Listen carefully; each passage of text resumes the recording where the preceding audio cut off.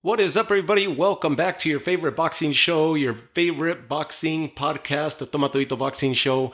And let's jump right in because we got another action-packed, great back and forth fight in the books. This fight took place yesterday morning, and for some reason, you know what? I haven't looked into why Japan keeps doing these big mega events or these big headlining events on Monday nights or Tuesday mornings for us, maybe Tuesday evenings for them. It disrupts my entire day. We just went through this with Naoya Inoue, and then New Year's Eve we ended up waking up, and now here we are again. Another big event that took place yesterday morning between Kenshiro Teraji and Carlos Canizales, and both titles were on the line. The light flyweight titles, WBA, WBC, of course, Teraji is the one bringing the titles to the affair, and it was another action-packed back and forth fight where momentum swung so many times, and the fighters were swinging for the fences to where at one point or another, you thought the fight was going to end. Several times throughout the fight, you thought the fight was going to end, and each fighter respectively seemed like they had the upper hand and were about to close the show, and just didn't. It ended up going all the way. It was an amazing back and forth fight, which excites me and is also making me a little bit nervous because we are still in the first month, in the opening month of this calendar year, and we've already had so many great fights that we've talked about. It's exciting because we're off to an amazing start, but it's making me a little bit nervous, almost as if we're starting to see the best of the year, and already so many potential fight of the year candidates so early on this year. And I hope the rest of the year is not dull, and that we've seen the best of it. I hope this is just a sign for things to come later in 2024. Man, Teraji Canizales, it was a fight that seemed like it was being brought to an end around the second round. Teraji was going to have too much for him, and Canizales just kept coming back for more, and neither fighter was refusing to lose. Neither fighter was willing to go out with a loss yesterday morning, or at least yesterday evening for them. Neither refused to take the L, and they were gonna fight and go out on their shield if they had to. And that's what we got. I mean, on average, we had Canizales with an average of 80 punches per round, where Teraji was throwing approximately 77 punches per round, according to CompuStats. Overall, Canizales out threw Teraji 272 to 243, 111 to 60 as far as jabs.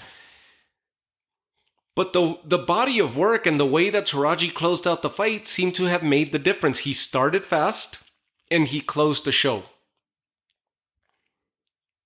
He ends up dropping Canizales in the second round with the right hand. He ends up getting hit. Teraji gets hit with a left hand down center, gets hit flush, but was already swinging himself and caught Canizales on the top of his left forehead, on the temple, drops him.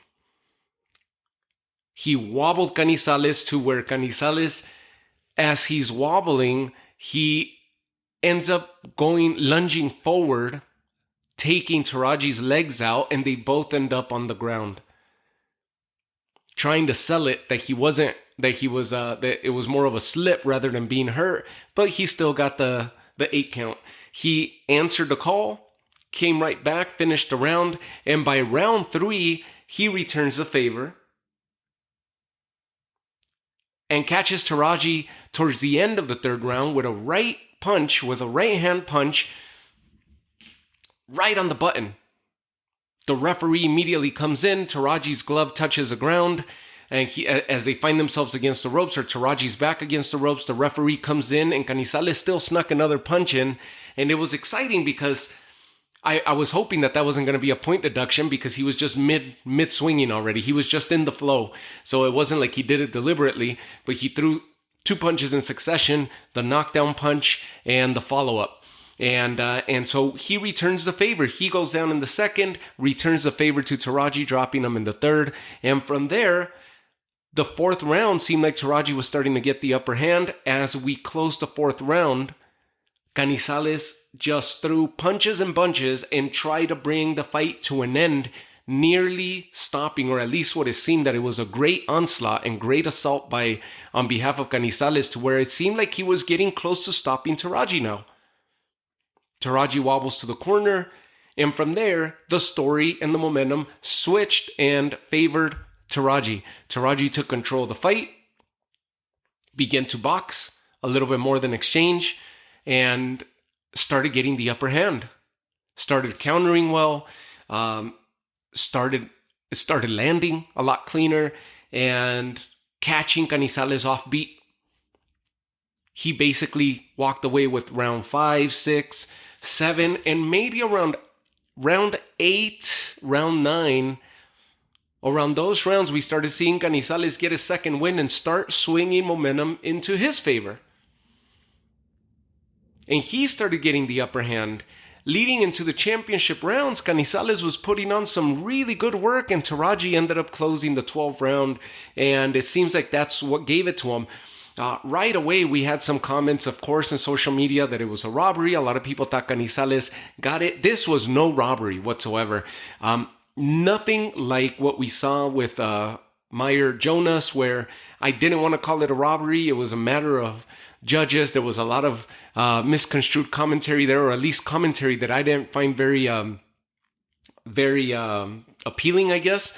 And you could go back and check out the last episode that I put out of Mayer and Jonas, because of the way that the commentators were basically favoring, and everybody saw Mayer win, but Jonas ended up walking away with a 2-round swing.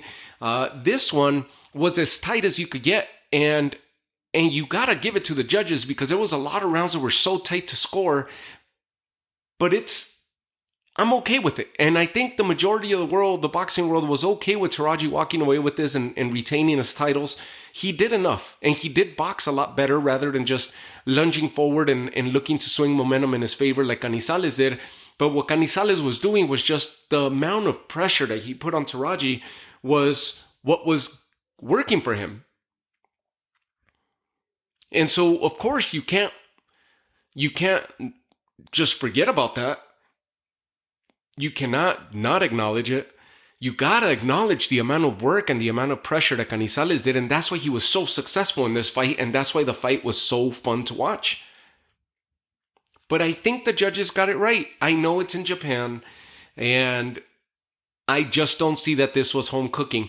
If you look at the scorecards, 2 judges had it 114, 112, and 1 judge had it a draw. 113, 113. The titles would not have changed hands if this would have been a draw. But Teraji squeaked out the victory with that 114, 112. Just think about it. Those judges would have had it the other way, any of those rounds that they would have had the other way for Canizales, and it would have been a draw. This would have been a majority draw on all 3 scorecards. But these 2 judges ended up giving Teraji 1 round more than they did to Canizales, and it could have very well been the first, or it could have very well been the 12th, because those were the most obvious, that where Teraji started fast and closed out well. So no robbery here. Good decision, very hard decision at that.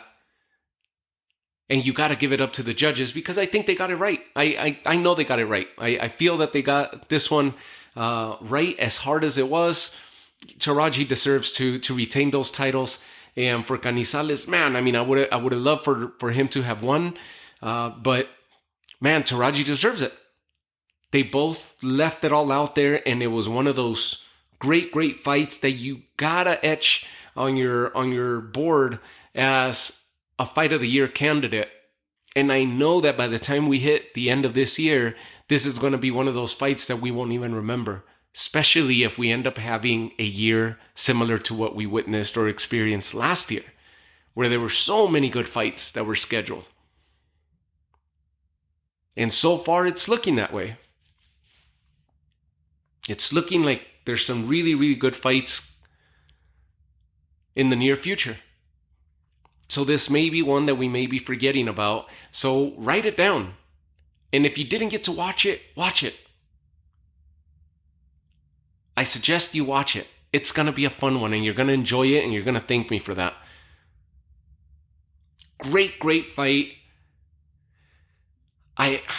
It throws off my days. It completely destroys my days when they have these early fights. But man, it's a great feeling. You watch boxing completely different depending on your time zone. For me, it's super early, so it was like a 5 a.m. show once again, and it's super early, so you appreciate boxing and the matches themselves a little bit different than in an evening fight. When you're in evening or primetime type showing where you have friends and family around, or your whole day's behind you and you just want to sit and relax and watch a fight. This one, when you wake up first thing in the morning and you're already, your heart rate's going, your brain's going, you're thinking quick because you're trying to see how it's going and trying to analyze it, score it, what have you, and just enjoy it for that matter. And you're still half asleep, and it's a completely different feeling. So if you haven't woken up or sacrificed yourself to wake up to one of these cards early enough, and you're a huge boxing fan, you owe it to yourself. Try it out. You could lose a little sleep and then nap later in the day. And if you can't disrupt your day, well, hey, guess what? That's what streaming's for, right? You get to watch the replay at your own convenience. But this one, I suggest you definitely watch it. So Kenshiro Teraji retains his titles. Who are the other champions? Who are the other champions of light flyweight? We got Adrian Curiel, Mexican fighter. He's got the IBF title, and he's scheduled to fight and defend his title. He's at 24-4-1 with 5 knockouts, so not the heaviest puncher. But Adrian Curiel's a fun fighter to watch. He's running it back against Sivenati Nosinga. He ended up knocking out Nosinga this past November, and it was a 2-round affair where he knocked him out in the second round.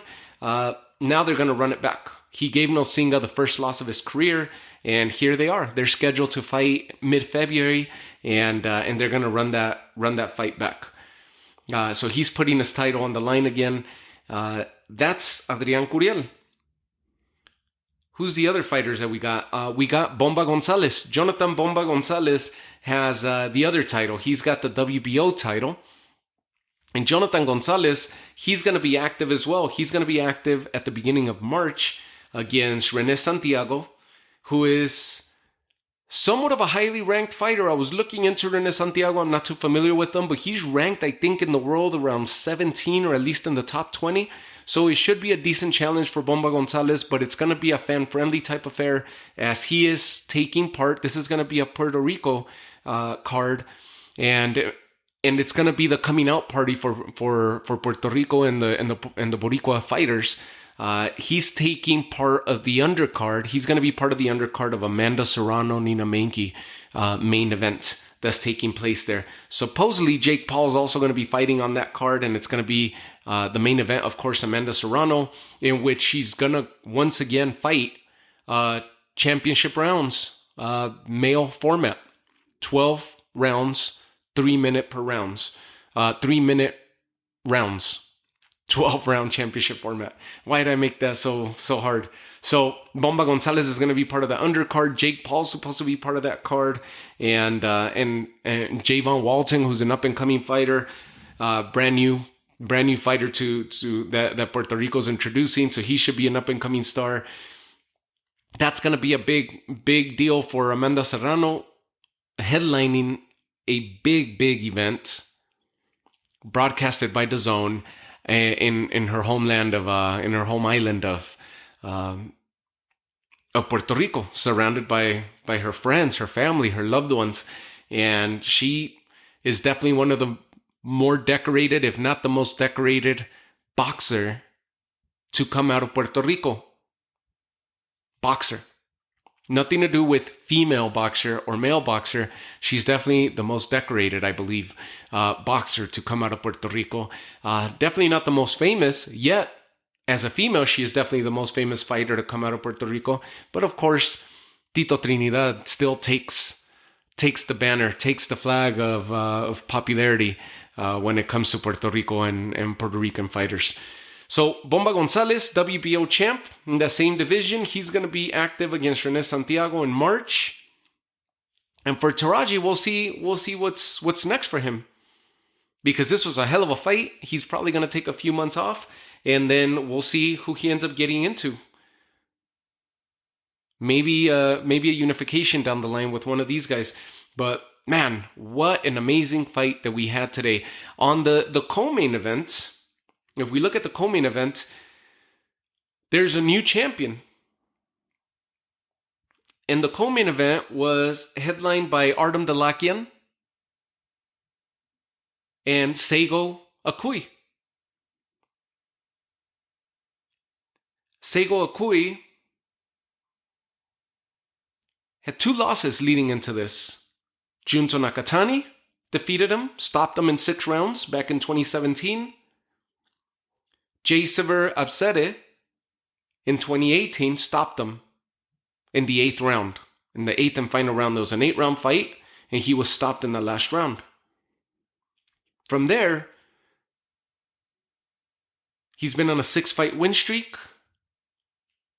Yesterday evening, that's a 7-fight win streak that he's currently on. 6-fight win streak leading into this fight, and he was fighting the champion, the WBA flyweight champion, Artem Dalakian. This fight went all 12 rounds. Akui is your traditional workhorse Japanese fighter. Quick hands, good counterpuncher, delivers his punch output in quick succession, decent footwork. And it was somewhat of a tailor-made fight for him, or somewhat of an easy fight for him, because Artem Dalakian has one of those awkward styles. You've heard me talk about him before. He has a really awkward style where he doesn't remind me of a boxer, whether orthodox or unorthodox. He reminds me of someone who practices the sport of fencing. He's a point scorer by 1 punch at a time, wide feet, side profile, gloves down, completely exposed. Brings up his guard at random. Very odd style to fight, but for a traditional boxer, it's not that difficult to land your punches. Akui got hit quite a bit, but not as much as Dalakian. Now, you knew that this was going to happen to Artem Dalakian. He's fought 4 times. This is the 4th time he's fought in 5 years. And you've heard me talk about him before, especially when we were talking about Bam Rodriguez and Sonny Edwards, because this is the same division. He was the other champion. Bam Rodriguez beating Sonny Edwards, he unified the division.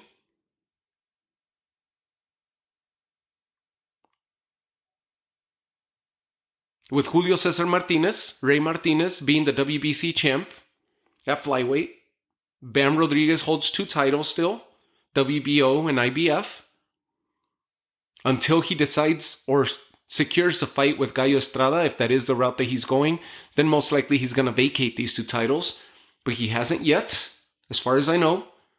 So he holds 2, and Akui is now the WBA champ. Artem Dalakian was the other piece at that time when that fight happened, and that's when I was breaking down Dalakian's style. He's got a weird fencing style mixed in with a little bit of Nassim Hamed, which must have been his favorite fighter, and a blend of Sergio Martinez. With the twitchy, gloves down, wide stance, right hand comes up from the bottom up, or from the center, top, at random. No method, no art, no strategy. At least if that is the strategy, it throws me off, and I'm sure it throws everybody off watching his style. It's a very twitchy, quick-footed type of approach, but I have had trouble knowing what to make of his style. And the fact that he was the longest reigning champion in this division was not due to his talent, because he continued to etch out decisions.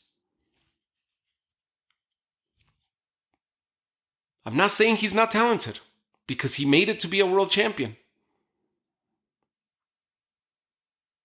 But this is definitely not what was keeping him. His style is definitely not what was keeping him, that he was such a puzzle to figure out. He is just the fighters that it was great matchmaking on his behalf, and he was active once a year. He was usually fighting at this time of year. January, do his mandatory, and continue. Take off the entire year. This is the 4th time he was active in 5 years. So it was bound to happen.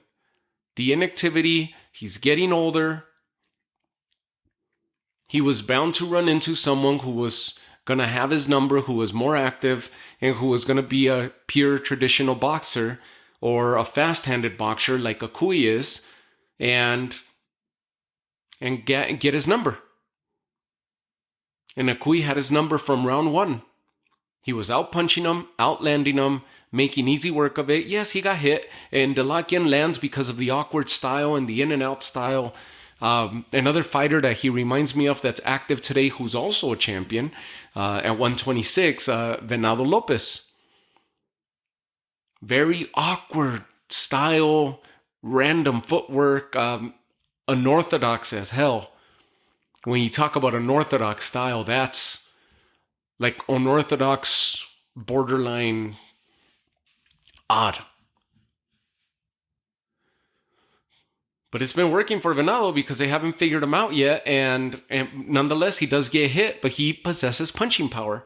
And he catches people off beat, off rhythm, non-traditional.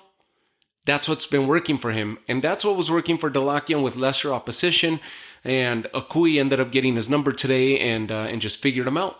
In quick succession, within the first couple rounds, the Akui figured out, settled into his strategy, and the fight didn't really change. It wasn't really a back and forth. It was one fighter bringing the fight to the other, and the other Dalakian looking to just counter and circle the ring. He was on his bicycle the majority of the fight. It wasn't a bad fight.